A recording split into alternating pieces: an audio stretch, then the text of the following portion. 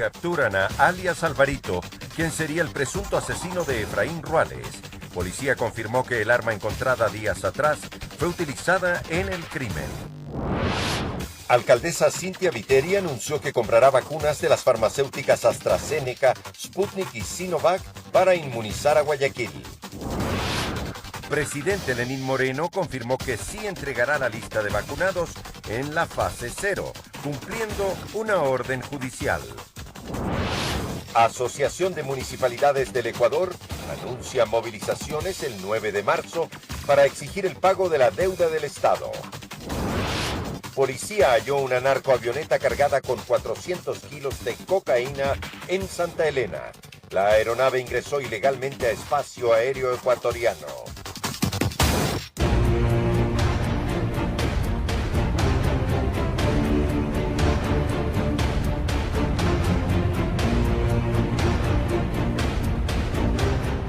Muy buenas noches, iniciamos con la noticia destacada del día. La policía informó sobre la detención de Álvaro Cagua Andrade, quien habría participado en el asesinato de Efraín Ruales. La captura del sospechoso se dio en Esmeraldas. Sobre alias Alvarito pesaba una orden de captura por el crimen en contra del reconocido presentador de televisión. Es el segundo detenido por el asesinato del presentador de televisión Efraín Ruales, crimen ocurrido el pasado 27 de enero en el norte de Guayaquil. Sobre Álvaro Bolívar Cagua Andrade estaba vigente una boleta de captura por el asesinato de Ruales. Varios equipos especiales de la policía trabajan en el caso, atando cabos, explorando celulares, revisando cámaras de seguridad. Agentes de inteligencia e investigaciones llegaron hasta la zona de Lagarto, al norte de Esmeraldas, donde hicieron efectiva la orden de detención de su caminar delictivo. Registra un antecedente policial por asesinato y 4 procesos judiciales, 3 por asesinato y 1 por tenencia ilegal de sustancias sujetas a fiscalización. Sobre el arma de fuego encontrada en el Estero Salado, la pistola está en el Departamento de Criminalística de la Policía, donde comparan los proyectiles con el resto de las balas levantadas en la escena del crimen. Más tarde, tanto el ministro de Gobierno como el comandante general confirmaron a través de Twitter que el arma encontrada fue utilizada en la muerte de Ruales. Tengamos en este contexto general, personal, laboral y algunos pronunciamientos que él pudo haber hecho en determinado momento como parte de su actividad periodística. Del autor intelectual la información se mantiene bajo reserva. Si salió la orden de un centro carcelario, está entre las hipótesis. El mismo día del asesinato fue hallado en el sur de Guayaquil un vehículo, el cual habría sido utilizado para movilizar a los asesinos. Líneas investigativas que no se pueden hacer públicas y líneas investigativas que habrá que esperar que se confirmen. El pasado 5 de febrero fue capturado Alexis Paul Casquete Villamar, de 18 años de edad, que tendría relación o vínculos con la muerte de Ruales. El sujeto fue procesado por el robo del vehículo.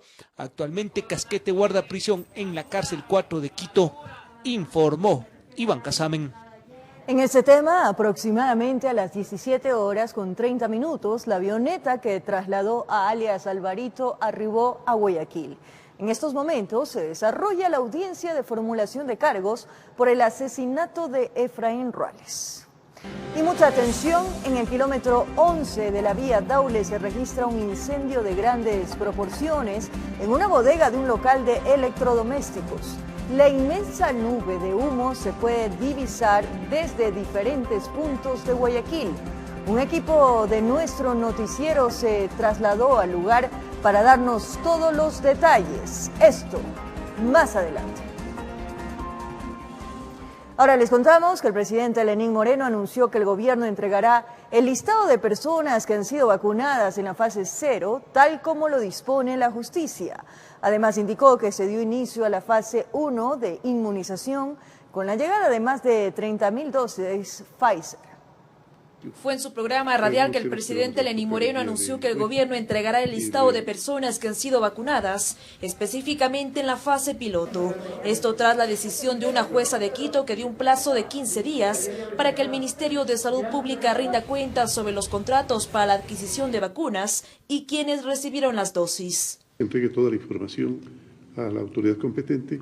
Yo creo que nosotros no debemos espantarnos muchísimo acerca de cierto tipo de decisiones que se pudieron haber tomado en un momento determinado.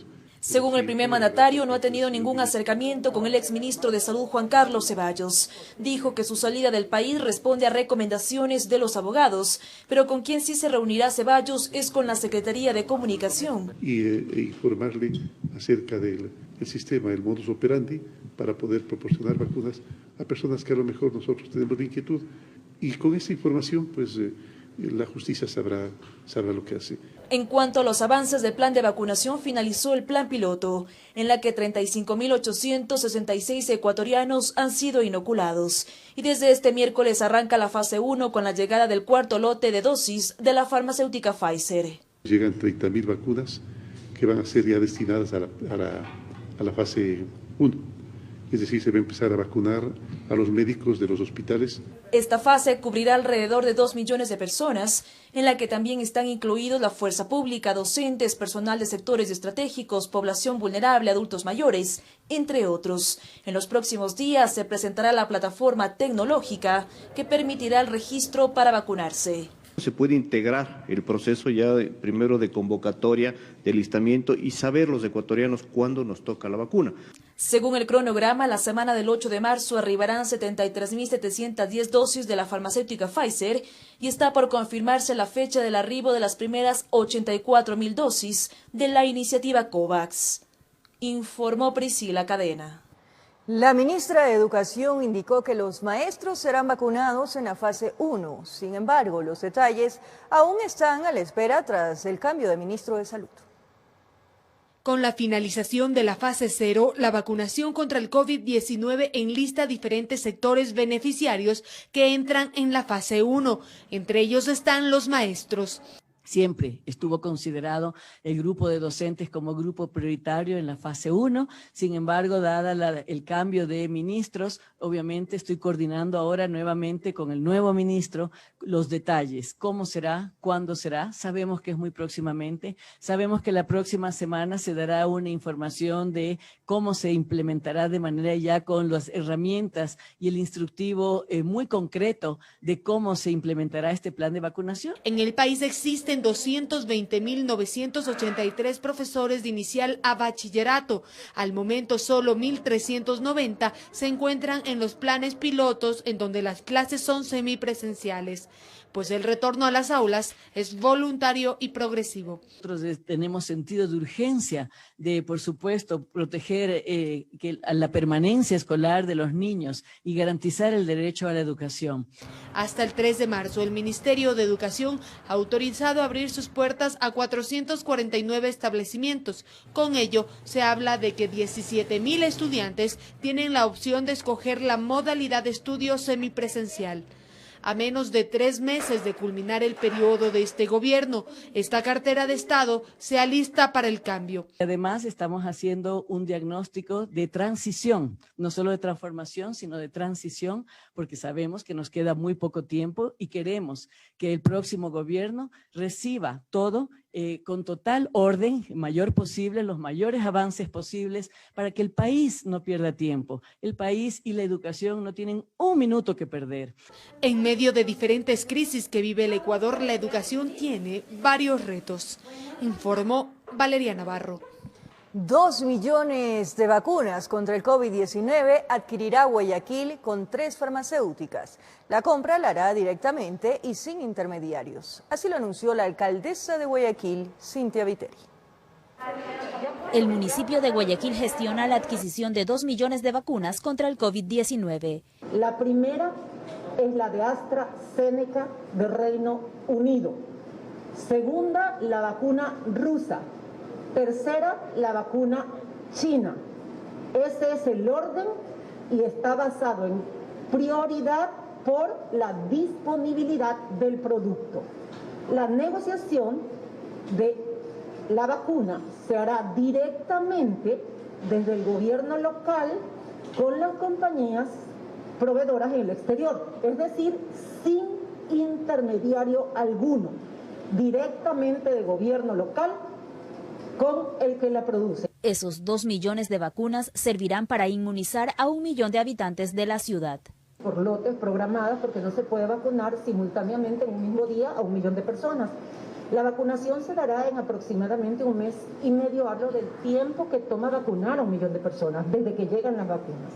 Se dispuso $15 millones para la compra de las vacunas. Las vacunas que hemos escogido siempre tendrán del 90% en adelante de seguridad. Que el día lunes, como lo hizo la alcaldesa, vamos a poder tener un pronunciamiento semanal de cómo vamos un poco adelantando el tema. Esto lo dio a conocer en el Hospital Bicentenario durante un recorrido por la nueva área de rehabilitación pulmonar para atender a los pacientes post-COVID que quedaron con secuelas. Informó Roselena Vázquez.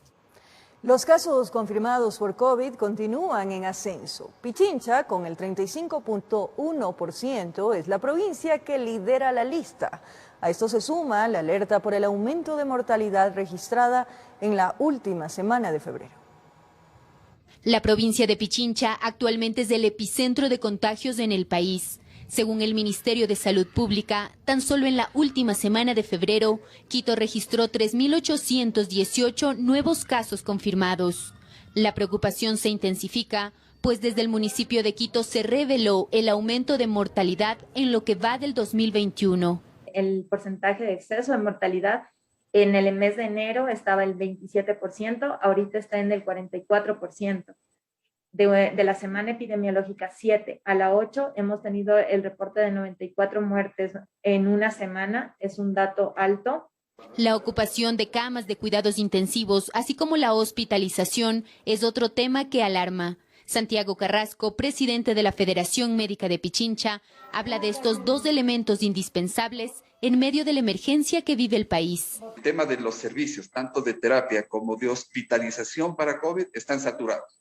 Y con la gravedad todavía de que lamentablemente los medicamentos para los sedantes, para poder intubar y para poder tenerles en máquinas de ventilación también es un problema.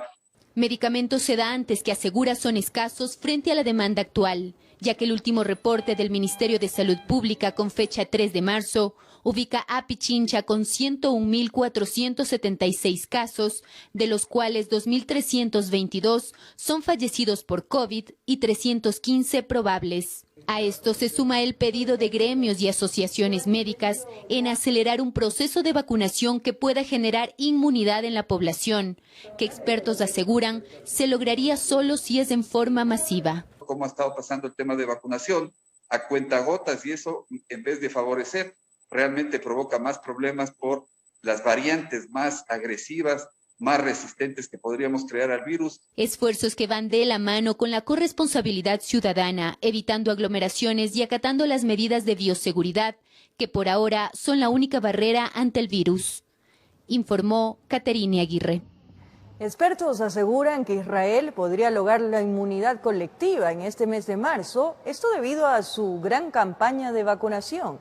Mientras tanto, en Reino Unido, más de 20 millones de ciudadanos ya recibieron la primera dosis de vacuna contra el COVID. En las calles de Israel hay optimismo. Los habitantes nuevamente pueden acudir a conciertos, teatros, gimnasios y hoteles. Eso sí, siempre y cuando muestren un pase verde, es decir, un certificado validado por el gobierno que demuestre que los asistentes ya recibieron ambas dosis de la vacuna contra el COVID-19. Y es que aquí, las noticias son cada vez alentadoras. Más de la mitad de los 9 millones de israelíes han recibido una dosis de la vacuna y casi 3.5 millones las dos, por lo que expertos creen que en marzo se podría conseguir la llamada inmunidad colectiva. Israel va a ser el primer país a alcanzar aí 70% e vamos mirar o que passa em Israel.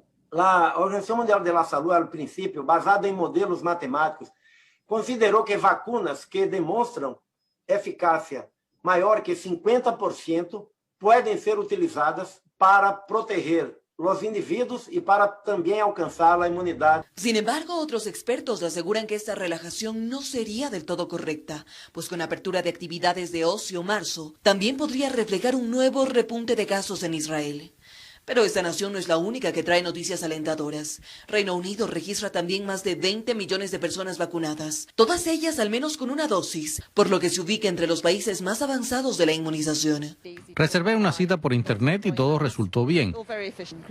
Se trata de un programa de gobierno excelente y muy bien organizado. Pero en América Latina también hay un líder si hablamos de vacunación. Y es que Chile, pese a ser duramente golpeada por la pandemia y registrando más de 20.000 fallecidos por la enfermedad, ha recibido más de 8 millones de dosis de vacunas. Para hoy, más de 3 millones de habitantes ya recibieron la segunda dosis con un proceso, según expertos, bastante ordenado. En este marco se espera que para los próximos días, y mediante el mecanismo de COVAX, lleguen los primeros envíos de vacunas a Honduras, El Salvador, Bolivia y Nicaragua. Informó Ismenia Solórzano. El presidente Lenín Moreno estaría atravesando problemas de salud. El jefe de Estado sostuvo sentir molestias en el pecho que serán atendidas por un especialista. Este y otros temas fueron abordados mediante enlace radial. Fue en el programa semanal de Frente con el Presidente que el primer mandatario Lenín Moreno se refirió a varios temas, entre ellos su estado de salud. Confirmó que ha sentido molestias. Algunas veces he tenido cierta presión en el pecho y cierta molestia en el pecho que yo presumo puede ser el corazón. En algún momento me hice un electrocardiograma y salió que tenía un problema realmente en la parte inferior del corazón. Para sincerarme totalmente, pero me dijeron que no era un problema mayor, por lo menos a corto plazo no era un problema mayor. El jefe de Estado aseguró que durante su último viaje a Washington sintió una presión en el pecho que lo atribuyó al trabajo. Aún Moreno espera realizarse los exámenes correspondientes. Sí, el día de ayer ya se me dio las órdenes por parte del cardiólogo. Otro de los temas que se abordaron en el enlace fue el hacinamiento en el sistema penitenciario. Fueron planificados para 5.000 privados de libertad, cada uno, te estoy hablando de Cuenca, estoy hablando de Quito y Guayaquil, y en este momento tienen 9.000 presos cada uno. Entonces, la situación se volvió extremadamente compleja. Y confirmó la existencia de bandas internacionales en el sistema de rehabilitación social. La verdadera causa es la intromisión en nuestro país por parte de bandas internacionales. Ligadas generalmente al terrorismo y al narcotráfico. Moreno está a solo 82 días de finalizar su mandato. Informó Marilyn Jaramillo. Alcaldes de los 221 cantones del Ecuador fueron convocados por la AME a marchar en protesta por los recursos que el gobierno central debe a los GATS. La marcha será este 9 de marzo. El gobierno central se encuentra en mora con los municipios del país en más o menos $1.000 millones. Esta es la razón por que la AME convocó a las autoridades locales a sumarse a una marcha que realizarán la próxima semana en dirección a Carondelet. A realizarse el próximo día martes 9 de marzo de 2021, la cual se mantendrá de manera indefinida hasta que el gobierno nacional cumpla con las exigencias. Lo que piden es ser recibidos por el Ejecutivo para en consenso llegar a acuerdos referentes al pago de los dineros pendientes. Que el gobierno nacional en funciones cumpla con las asignaciones presupuestarias pendientes de pago a los gobiernos autónomos descentralizados municipales correspondientes al ejercicio fiscal 2020 y demás asignaciones correspondientes a la venta del petróleo, venta del excedente de la energía eléctrica, explotación de recursos mineros, recursos de ley de desarrollo fronterizo, entre otros. Otros de los temas tienen relación con el pedido de los cabildos para que el gobierno socialice el plan de vacunación. Y que se agilice el proceso de delegación de la competencia para los gobiernos autónomos centralizados municipales que estén en la capacidad de adquirir, transportar y suministrar la vacuna y que así lo han solicitado. Piden también la renegociación de deuda que las municipalidades mantienen con el Banco de Desarrollo del Ecuador, así como con el IES. Que el Instituto Ecuatoriano de Seguridad Social, IES, otorgue facilidades de pago para los aportes patronales, considerando que tan pronto se transfieran recursos por parte del Ministerio de Economía y Finanzas, el IES los debita y eso agrava la crítica situación económica en la que se encuentran los municipios. En pos de que este problema se solucione, informaron que en los próximos días mantendrán una reunión con los dos candidatos a la presidencia de la República para explicar la situación en la que los municipios hoy se encuentran. Informó Javier Rosero. En el Tribunal Contencioso Electoral todavía no se toma una decisión frente al recurso subjetivo presentado por Pachacutic. El juez Fernando Muñoz dio un nuevo plazo para que la organización política entregue más información. En Pachacutic reconocen que cometieron un error al no entregar toda la documentación cuando interpusieron el recurso subjetivo. en el Tribunal Contencioso Electoral TCE. Marlon Santí, coordinador nacional del movimiento indígena, explica las causas. Fue un descuido y apuro, porque el CNE nos informa mediante canales oficiales. Yo vengo del Puyo, recién empiezo aquí a hacer los papeleos. Los abogados, llamar a los abogados fue duro y al último compañero Yaco asumió como su propia defensa y ahí se nos descuadró algunos papeles que son importantes para esta presentación. Este miércoles estaba previsto que se conozca si se admite a trámite el pedido para revisar más de 20.000 actas o se archiva, pero el juez del TCE, Fernando Muñoz, demandó la entrega de más información que permita fundamentar la pretensión, tomando en cuenta la naturaleza del recurso, como medidas de prueba, entre otros requisitos. Por ejemplo, el nombramiento mío certificado desde el CNE, la inscripción de Yacu Pérez como candidato presidencial y otros documentos que vamos a ampliar, porque es un procedimiento de ampliación. En Pachacutic se argumenta que de recibir la venia del Tribunal Contencioso, esto no alterará el calendario electoral previsto para la segunda vuelta. Por ejemplo, si el Tribunal Contencioso Electoral nos permite acceder a nuestro pedido, tendríamos 3 días para contear todos los actas que estamos pidiendo. Eso quiere decir que necesitamos un trabajo de un equipo, siquiera de 200 personas nuestras y del Tribunal Contencioso Electoral para tener eficacia y tener datos reales a los 3 días. Esto mientras la Coordinadora Andina de Derechos Humanos, que fue acreditada como observadora electoral, también se suma a la demanda de Pachacutic. Se exige para la tranquilidad de la opinión pública, del sistema electoral, la apertura de urnas y el análisis de cada uno de los votos, para que tranquilamente la democracia en el país funcione con transparencia. Al Consejo Nacional Electoral CNE también le solicitó el TCE que remita el expediente con el que se permitió la revisión de los votos en 31 actas. Informó Héctor Romero. Más adelante, una bodega de electrodomésticos se incendió en la vía Daule. La columna de humo se puede divisar desde varios puntos de la ciudad de Guayaquil. Tendremos un informe en vivo al volver de la pausa. Además, la policía halló una narcoavioneta cargada con 400 kilos de cocaína en Santa Elena. Los detalles aquí en TVC. Gracias por seguir en nuestra sintonía. Esta es la emisión estelar del Comercio TV. Como lo anunciamos, en el kilómetro 11 de la vía Daule se registra un incendio de grandes proporciones en una bodega de un local de electrodomésticos. La inmensa nube de humo se puede divisar desde diferentes puntos de Guayaquil. Allí se encuentra nuestra compañera Adriana Peralta para darnos los detalles. Adelante, Adriana, muy buenas noches, te escuchamos.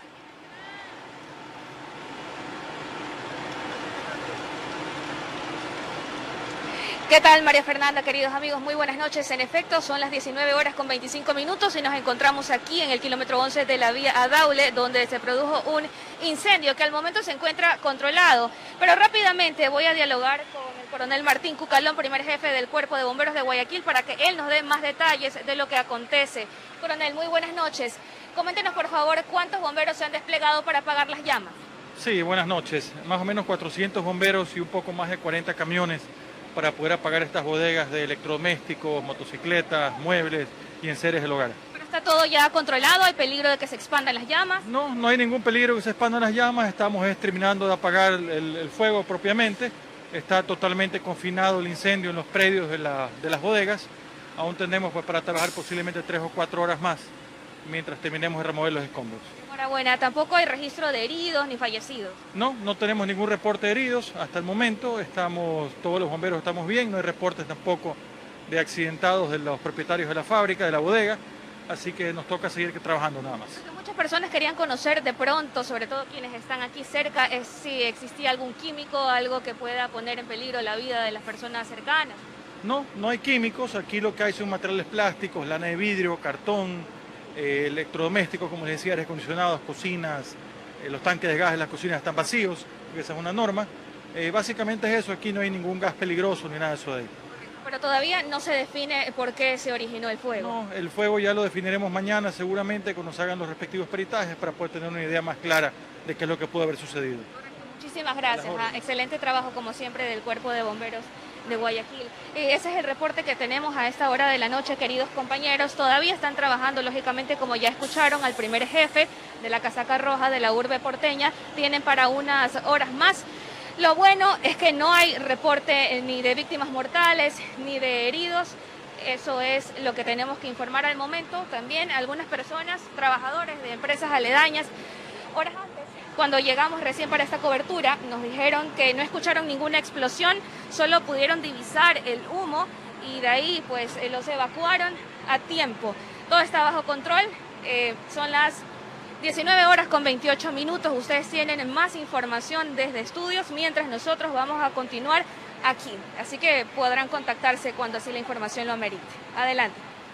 Gracias, Adriana. Así es. Bueno, información positiva, sobre todo porque se ha podido solventar todo este hecho que se ha registrado en la ciudad de Guayaquil. Este es el informe a última hora, a esta hora de la noche. Y la Fuerza Aérea Ecuatoriana interceptó una avioneta que aterrizó en el sector Manglar Alto, provincia de Santa Elena, que pretendía transportar 400 kilos de cocaína, alcaloide valorado en $17 millones. Después de apenas unos días de haber interceptado una avioneta con droga en Esmeraldas, misma que fue incendiada el pasado 18 de febrero, la Fuerza Aérea Ecuatoriana recibió una nueva alerta la tarde de este martes 2 de marzo. Esta vez se trataba de un tráfico aéreo no identificado procedente de Centroamérica, que aterrizó en una pista ubicada en Manglar Alto, provincia de Santa Elena, para cargar combustible y embarcar bultos en la aeronave, un procedimiento que según las autoridades a los traficantes les toma máximo 30 minutos. Alertamos a las unidades correspondientes de la Policía Nacional y de Fuerzas Armadas para que estén preparados para poder consolidar el objetivo en tierra. Mientras tanto, los uniformados continuaron monitoreando la zona desde 2 aeronaves. Identificaron que alrededor de la pista había movimiento de vehículos, motocicletas y de varias personas, así también que el lugar estaba rodeado de viviendas y hangares. Una vez que llegan al lugar, el eje preventivo, el eje investigativo, proceden a aislar el sitio. Allí se percataron de que la aeronave tenía una matrícula extranjera que había sido clonada. Dentro de la avioneta fueron encontradas 6 canecas plásticas con combustible y moradores del sector alertaron sobre el hallazgo de otras 9. Además se localizaron 2 bombas manuales de succión que sirven para abastecimiento de combustible. En una vía aledaña se encontró un vehículo abandonado, el cual en su interior tenía un detector de metales. Pero en cuanto a las sustancias sujetas a fiscalización, en total fueron encontrados 8 sacos de yute, con 400 paquetes de cocaína en su interior, equivalentes a casi media tonelada, valorada en al menos $17 millones. Estos paquetes tenían un distintivo con el nombre Troya. Autoridades presumen que así se llamaría el cártel que intentaba transportar la sustancia ilícita. Sobre esto, la Fiscalía dio a conocer que se inició una investigación para ubicar a los presuntos responsables, pero estos hallazgos no son nuevos. En el 2020, la Fuerza Aérea logró identificar 7 pistas clandestinas y en lo que va del año 2021, 2 más fueron encontradas. Así también se ha detectado el ingreso y sobrevuelo de 6 avionetas. De esas, 3 fueron interceptadas y decomisadas. En total, desde el 2004 han detectado 26 narcoavionetas. De esta manera, la Fuerza Aérea, trabajando junto a la Policía Nacional, busca seguir protegiendo el territorio ecuatoriano de organizaciones narcodelictivas. Informó Celeste Dueñas. Fuerzas Armadas localizaron un laboratorio de procesamiento de droga en la frontera con Colombia. En el sitio no hubo detenidos. La infraestructura estaba en pleno funcionamiento. ¿Cómo están las cosas? Las organizaciones narcodelictivas están más activas que nunca en las últimas horas. Narcoavioneta en Santa Elena, estructura internacional de tráfico de drogas en Manabí y Guayaquil, en el límite fronterizo entre Ecuador y Colombia, en el sector de Mataje, recinto, labores agrícolas, un laboratorio clandestino de procesamiento y purificación de drogas. o podría tratarse también de un centro de acopio. La localización del laboratorio clandestino la realizó una patrulla militar que, cumpliendo la misión de defensa de la soberanía y territorio ecuatoriano, se topó con la infraestructura levantada en medio de una zona selvática y cerca a un estero. El área quedó asegurada en un perímetro de 300 metros hasta la llegada de equipos especiales para hacer un barrido y descartar riesgos para su posterior destrucción. Una sustancia sujeta a fiscalización, cintas de embalaje y demás equipos e implementos. Desde el aire es bastante difícil saber la existencia del laboratorio. Según el comandante del Grupo Operacional 1.4 Esmeraldas, Diego Sosa, la infraestructura sería nueva. Los ocupantes dejaron la logística utilizada en la purificación de la droga. Al parecer fueron alertados de la presencia de los militares y salieron de la zona. Lo que da a entender de que no son equipos antiguos ni obsoletos y se podría pensar que son actividades recientes. Además, investigan si las armas de fuego, pertrechos y prendas militares encontradas en otro patrullaje en el sector de la cadena, sector fronterizo de Mataje, tienen relación con el laboratorio de procesamiento de drogas. Estaban relativamente cerca. Obviamente deben tener su personal que da, entre comillas, seguridad a estas actividades ilícitas. Entonces se podría presumir que sí, efectivamente puede que tengan una relación directa. Evidencias que demuestran que organizaciones narcodelictivas operan en Ecuador y que, según las autoridades, tienen que ver con la masacre en las cárceles, informó Iván Casamen. En una zona rural del Cantón Santo Domingo fue detenido un sujeto aparentemente relacionado al alquiler de armas de fuego, utilizadas en el robo de ganado. En el allanamiento encontraron algunas evidencias que lo relacionarían con el presunto delito.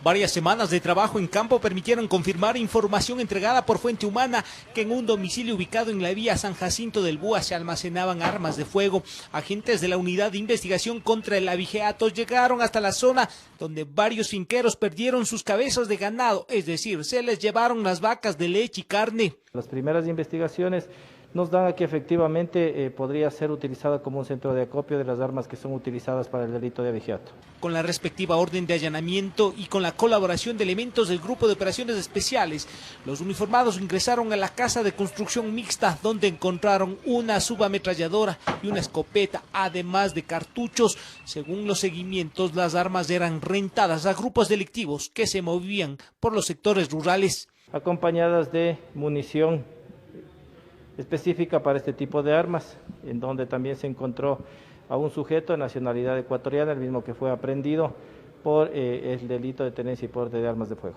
Un sospechoso de ser el encargado de alquilar los fierros, que no tenía documento alguno de la procedencia de las armas y adquisición, fue detenido. La UICA, en los 2 primeros meses del 2021, ha desarticulado 7 organizaciones delictivas dedicadas al robo de ganado. La modalidad de estas organizaciones es pues esconder, ocultar las armas de fuego en otros lugares, en otros domicilios, lejos de donde se encuentran ellos, obviamente para cuando exista una acción operativa no tener responsabilidad. En el campo, en las fincas, las vacas son el principal sustento de los campesinos y ganaderos. Que le roben una sola cabeza le significa quitarles importantes ingresos, informó Iván.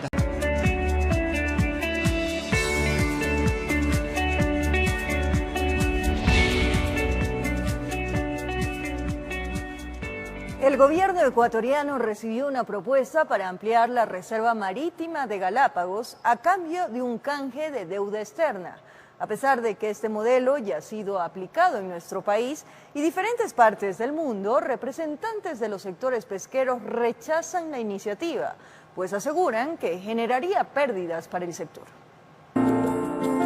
Hace pocos días, la Corporación Oceánica Financiera, junto con organizaciones ambientales internacionales, entregaron al gobierno ecuatoriano una propuesta para ampliar la reserva marítima de Galápagos a cambio de un canje de deuda externa. Ellos van a conseguir $600 millones, estas 3 o 4 organizaciones, con lo que compran 1.000 millones de deuda externa en la Bolsa de Valores de Nueva York y le entregan al gobierno ecuatoriano. Este modelo, denominado conversión de deuda por naturaleza, ya fue aplicado en 1988 en Ecuador y hasta la actualidad ha sido replicado en más de 100 países del mundo. El país ahorra 220 millones en intereses y capital y recibe durante 20 años 20.6 millones de dólares para la conservación de las Islas Galápagos. Ante esta propuesta, el ministro de Defensa ha presentado su posición. La propuesta es un artilugio oportunista de organizaciones internacionales. Pretenden con intercambio de deuda tener derechos de la naturaleza. Sería lógico llamarle deuda por soberanía y la soberanía del Ecuador no es negociable. Por su parte, representantes pesqueros consideran que ampliar la Reserva Marina de Galápagos de 133.000 kilómetros cuadrados a 400.000 kilómetros cuadrados representaría pérdidas para este sector. Estamos hablando de que el impacto, la destrucción de valor económico puede llegar a los 676 millones de dólares. Añaden además que muchas flotas pesqueras artesanales se verían limitadas porque no pueden llegar a estas zonas. La afectación para nosotros es muy clara, porque estaríamos dejando a más de 250.000 familias directas sin trabajo. Según Roque Sevilla, estudios científicos demuestran que protegiendo la zona marítima también se genera seguridad alimentaria para Ecuador.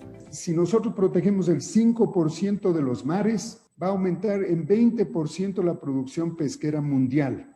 Es darles una garantía a la flota pesquera ecuatoriana para que puedan pescar más. Sin embargo, los sectores pesqueros consideran que perderían del 25 al 30% de capturas anuales. Nosotros en divisas al Estado ecuatoriano por la generación de la pesca estamos sobre los 1.300 millones de dólares anualmente. El análisis ahora está en manos del gobierno, que deberá dialogar con la industria pesquera y determinar si conviene o no ampliar la protección marítima de Galápagos por canje de deuda. Informó Sara Naranjo. El Instituto Nacional de Meteorología e Hidrología, INAMI, informan que habrán lluvias frecuentes en la mayor parte del país, acompañadas de tormentas eléctricas. En Quito, las bajas temperaturas serán constantes. Especialistas alertan de enfermedades estacionales en los niños y dicen cómo diferenciar los síntomas de un COVID. Seguro se ha preguntado por los aguaceros de Quito. Y es que estamos en plena época invernal donde las lluvias acompañadas de tormentas eléctricas serán frecuentes. Pero, ¿hasta cuándo? Esta estación lluviosa se prolonga hasta mediados del mes de mayo. Así es, faltan más de 2 meses, según el INAMI, para que las aguas paren, pues la capital experimenta una baja de temperaturas. Temperaturas que apenas han llegado hasta los 13 grados centígrados en la zona sur de la ciudad, y mientras que en la zona norte, temperaturas que apenas han alcanzado los 15 grados centígrados. Vladimir Arriaga, técnico del INAMI, sostiene que las lluvias en la capital se mantendrán con pequeños lapsos de sol. Gran parte del país, dice, se encuentra bajo condiciones de inestabilidad atmosférica. Todo el callejón interandino y en la Amazonía también habrá lluvias de cantidad considerable. Estamos hablando de las provincias de Napo, Pastaza, Morona, Santiago, Zamora, Chinchipe. Pero si hablamos de bajas temperaturas, son muy probables las gripes estacionales en los más pequeños de casa o virus comunes por la época. Entre los principales tenemos el virus sincitial respiratorio en los niños menores de 2 años. También hay muchos virus que afectan y provocan resfriados comunes o incluso son causa de hospitalización, como la influenza, el rinovirus. Esta pediatra explica cómo diferenciar los síntomas de una gripe común de un COVID-19. Pero un resfriado común generalmente puede dar fiebre, una fiebre no tan alta, y generalmente se caracteriza por tener algo de congestión. El COVID tienen fiebres altas los niños, pero también aparte de síntomas respiratorios, pueden presentarse síntomas tales como dolor abdominal, vómito, diarrea. La especialista hace un llamado a los padres para que tengan al día las vacunas de los menores, pues eso los protege de distintas enfermedades. Ya sabe, habrá aguaceros y el frío será frecuente. Tome las precauciones del caso. Informó Marilyn Jaramillo. Y antes de finalizar, le queremos comentar, amigos televidentes, que sigue realizándose la audiencia de formulación de cargos en contra de alias Alvarito, presunto sicario que estaría involucrado en la muerte del presentador Efraín Ruales. La actualización de esta noticia la tendremos en nuestra primera emisión del Comercio TV. Gracias por su compañía, cariño, pero sobre todo, fiel sintonía. Un abrazo grande.